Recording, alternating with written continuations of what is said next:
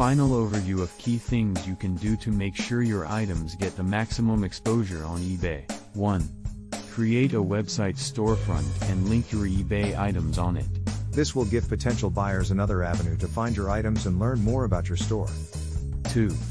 Use high-quality photos and descriptive, keyword-rich titles and descriptions for your listings.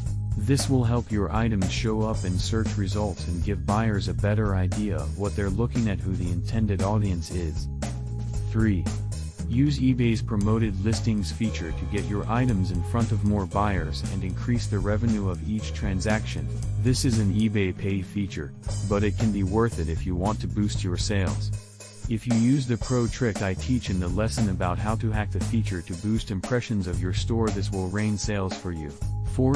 Make sure you have good customer service policies and terms of service in place to protect yourself and to communicate to your customers the expectations they should have about doing business with your company. This includes things like offering free shipping and returns and responding quickly to buyer questions to let your customers know that you value their business.